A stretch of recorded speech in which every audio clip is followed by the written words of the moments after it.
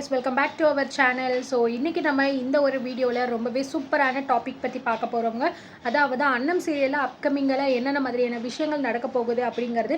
ஏற்கனவே வீட்ல ஒருத்தி பாத்தீங்கன்னா வீட்ல உள்ள எல்லாத்தையுமே பழி வாங்கணும், சண்முக வாத்தியாரையும் சரி அந்த குடும்பத்தை சேர்ந்தவங்களும் சரி நடு தெருவில் கொண்டு வந்து நிறுத்தணும் அப்படின்னு பாத்தீங்கன்னா பிளான் பண்ணிட்டு வந்து உட்காந்துக்கிட்டு இருக்கா. அது மட்டும் கிடையாது, சரவணனை வந்து சும்மா பேருக்கு தான் வந்து கல்யாணம் பண்ணிட்டு வந்திருக்கா. ஆனா அவன் கூட சேர்ந்து வாழ்றதுக்கான ஒரு ஐடியாவுமே வந்து இந்த ரம்யா அப்படிங்கிறவளுக்கு கிடையவே கிடையாது. இப்படிப்பட்ட ஒரு சூழ்நிலையில ஏற்கனவே அவள் வீட்டுக்குள்ளே பார்த்தீங்கன்னா 1008 பிரச்சனையை தான் வந்து கொடுத்துக்கிட்டு இருக்கா. பத்தாததுக்கு இந்த செண்பகம் வந்து ரம்யா கூட சேர்ந்துட்டு சும்மா வந்து தங்கோ அப்படின்னு சொல்லிட்டு வந்து இரிட்டேட்டிங் பண்ணிக்கிட்டு இருக்காங்க. எப்போ பார்த்தாலும் வந்து ரம்யா பண்ணது எல்லாமே வந்து சரி, இந்த அண்ணன் என்ன சொன்னாலும் சரி வாயை திறந்தாலே வந்து இவெல்லாம் வந்து பேசணுமா அப்படிங்கிற மாதிரி வந்து அவங்க வந்து கதைக்களத்தை கொண்டு போய்கிட்டு இருக்காங்க. இப்போ புதுசாக பத்தாததுக்கு வந்து ஃபாரின்லேருந்து பார்த்தீங்கன்னா ஒரு ஆட்கள் வந்து வந்திருக்காங்க இந்த குடும்பத்தை பழி வாங்குறதுக்குன்னு. என்ன சொல்கிறதுனே தெரியலை. இந்த சண்முகம் வந்து அப்படி என்னதான் பண்ணியிருக்காரு, சுற்றி வந்து விரட்டி அடிக்கிற மாதிரி எப்போ பார்த்தாலும் அந்த ஆளை பழி வாங்கணும்னு சொல்லியே வந்துக்கிட்டு இருக்காங்க. இவங்களுக்கு என்னதான் வேணும்னே வந்து தெரிய மாட்டேங்குது. ஸோ இப்போ புதுசாக வந்தவங்களை வந்து ஃபர்ஸ்ட் டைம் வந்து நம்ம அண்ணன் வந்து பார்க்குறாங்க. இவங்களை நம்ம கோயிலில் பார்த்தவங்களாச்சு, இவங்க எதுக்கு நம்ம வீட்டில் வந்து உட்காந்துக்கிட்டு இருக்காங்க அப்படின்னு சொல்லிட்டு பக்கத்தில் வந்து பேசும்போது இந்த மாதிரி பார்த்தீங்க அப்படின்னா நம்ம சண்முகத்தோட நெருங்கிய நண்பர் அப்படின்னு சொல்கிறாங்க. அதனால இவங்க திருவிழாக்காக வந்து இங்கே வந்திருக்காங்க அப்படிங்கிற மாதிரி வந்து சொல்லிக்கிட்டு இருக்காங்க. ஸோ நம்ம அண்ணத்துக்கு வந்து டவுட் வருது, அப்படி திருவிழாக்காக வந்தவங்க கோயில் வரைக்கும் வந்துட்டு கோயிலுக்குள்ளே கூட வராமல் அப்படியே வெளியில் போயிட்டாங்களே, அதுக்கு என்ன காரணமாக இருக்கும், என்னன்னு ஒன்றும் புரியலையே அப்படிங்கிற மாதிரி யோசிச்சுட்டே வந்து நின்றுக்கிட்டு இருக்காங்க.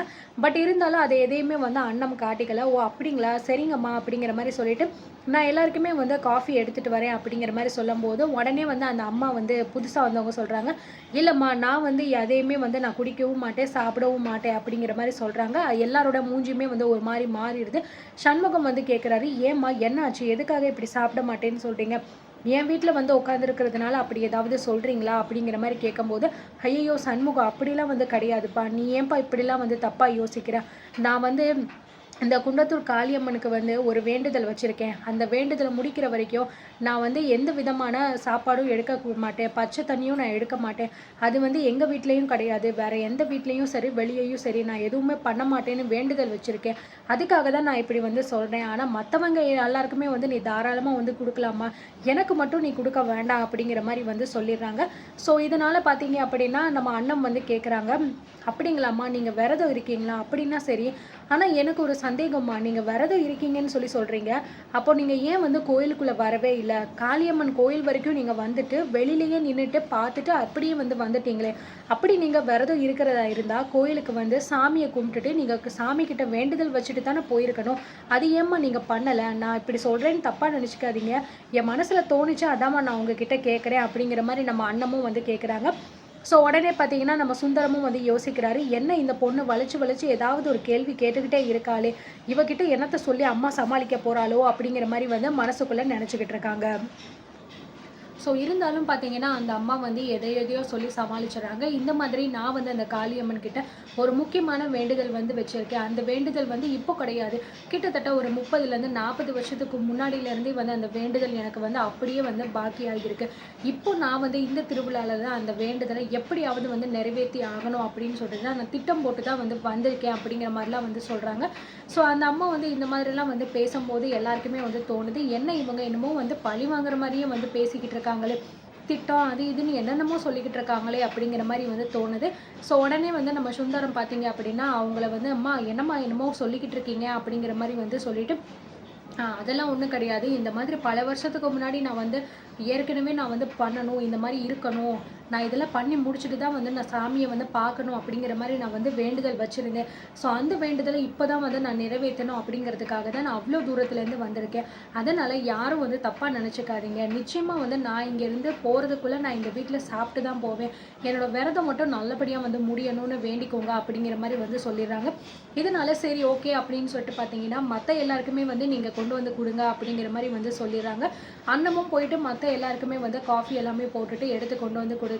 அதுக்கப்புறம் வந்து நீங்கள் இங்கே வந்து தங்கிக்கோங்கம்மா, எதுக்கு வெளியிலலாம் போய் வந்து தங்கிக்கணும் அப்படிங்கிற மாதிரி சண்முகம் வந்து சொல்கிறாங்க.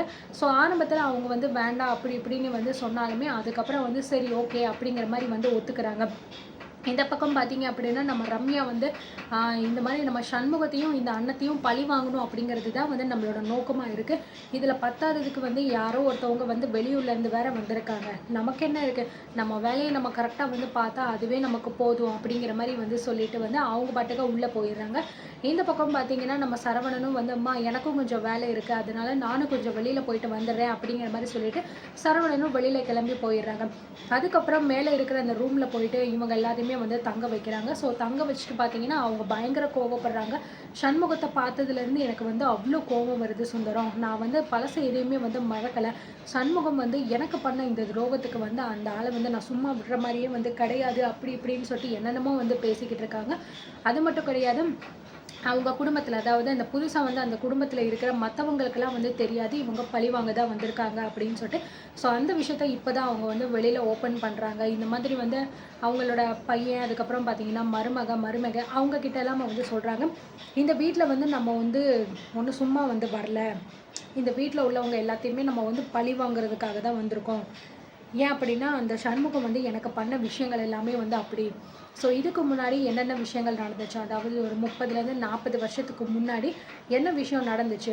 ஸோ சண்முகத்தினால மட்டும்தான் வந்து என்னோட புருஷன் வந்து இறந்தாரு. அதுவும் வந்து தூக்கு போட்டு எல்லார் முன்னாடியும் வந்து இப்படி இறக்குறதுக்கு காரணமாக இருக்கிற அந்த சண்முகத்தை வந்து நான் பழி வாங்கியே ஆகணும். அதுக்கு வந்து நிச்சயமாக வந்து எனக்கு வந்து பார்த்திங்கன்னா அந்த அம்மன் துணையாக இருக்கும்னு நான் நினைக்கிறேன் அப்படிங்கிற மாதிரி நினச்சி பார்த்திங்கன்னா இதெல்லாம் பண்ணிக்கிட்டு இருக்காங்க. இன்னொரு பக்கம் வந்து அந்த அம்மனை காட்டுறாங்க. இந்த மாதிரி என் சன்னதிக்கு முன்னாடி வந்துட்டு என்னோட அன்னத்துக்கு அதாவது அன்னலட்சுமி என்கிட்ட வந்து கேட்டிருக்கா, அவன் குடும்பத்துக்கு எதுவும் ஆகக்கூடாது, அவன் குடும்பத்தில் இருக்கிற எல்லாரும் நல்லபடியாக இருக்கணும்னு அப்படின்னு சொல்லிட்டு. அப்படி இருக்கும்போது அன்னலட்சுமியோட குடும்பத்தை அதாவது அன்னம்மை தான் அன்னலட்சுமி அப்படின்னு சொல்கிறாங்க போல இருக்குது. அவளோட ஃபுல் நேம் அதான் போல இருக்குது, எனக்கே இப்போ தான் தெரியுது. ஸோ உடனே பார்த்தீங்கன்னா அந்த சின்ன பொண்ணு சாமியா வந்து அந்த சின்ன பொண்ணு பார்த்தீங்க அப்படின்னா என்னை வந்து சாட்சியாக வச்சு இந்த மாதிரி ஒரு குடும்பத்தை அழிக்கிறதுக்காக இங்கே வந்து ஒரு சில பேர் வந்து இறங்கியிருக்காங்க. நான் இருக்கிற வரைக்கும் கண்டிப்பாக வந்து இதெல்லாம் நடக்கிறதுக்கு நான் விட மாட்டேன். இனிமே தான் என்னுடைய திருவிளையாடல் என்ன அப்படிங்கிறத அவங்க எல்லாருமே வந்து பார்க்க போகிறாங்க. அவங்க எல்லாத்துக்குமே ஒரு சரியான பாடத்தை நான் வந்து கற்றுக் கொடுக்க போகிறேன். இதுக்கும் அந்த குடும்பத்தில் இருக்க ஆளுகளுக்கும் எந்த சம்மந்தமும் கிடையாது அப்படின்னு சொல்லிட்டு அவங்க மனசில் இருக்கக்கூடிய அந்த பழி உணர்ச்சி எல்லாத்தையுமே நான் வந்து போக வச்சு தான் வந்து அனுப்புவேன் அப்படிங்கிற மாதிரி வந்து சொல்லிக்கிட்டு இருக்காங்க. ஸோ என்ன நடக்குது அப்படிங்கிறத நம்ம வந்து வெயிட் பண்ணி தான் வந்து பார்க்கணுங்க. உண்மையிலேயே வந்து அந்த அம்மன் வந்து நிச்சயமாக வந்து சொன்ன மாதிரி அந்த விஷயங்கள் எல்லாத்தையுமே வந்து செய்ய போகுதா. அண்ட் இது செய்கிறது மட்டும் கிடையாது, இதோடு சேர்ந்து நம்ம ரம்யாவோட மனசில் இருக்கக்கூடிய அந்த வெறி, அந்த பழி வாங்குற உணர்ச்சி, ஸோ இது எல்லாமே வந்து கம்மியாக போகுதா இல்லை அது வந்து அப்படியே கண்டினியூ தான் ஆக போகுதா அப்படிங்கிறத நம்ம பொறுத்திருந்து பார்க்கலாங்க. அண்ட் இதில் உங்களுக்கு அடுத்தடுத்து என்ன மாதிரியான ட்விஸ்ட்டு நடக்கும் அப்படின்னு சொல்லிட்டு உங்களுக்கு தோணுச்சு அப்படின்னா கண்டிப்பாக நீங்கள் அது எல்லாமே வந்து கமெண்ட் செக்ஷனில் சொல்லுங்கள். ஸோ இந்த வீடியோ உங்களுக்கு பிடிச்சிருந்துச்சு அப்படின்னா லைக் பண்ணுங்கள், ஷேர் பண்ணுங்கள். அண்ட் மறக்காமல் நம்ம சேனலில் நீங்கள் சப்ஸ்கிரைப் பண்ணி வச்சுக்கோங்க. அடுத்தடுத்து இன்னும் நிறைய விதமான வீடியோஸ் பார்க்க போகிறோம். அப்கமிங்கான ட்விஸ்ட் எல்லாத்தையுமே வந்து பார்க்கலாம். பாய்.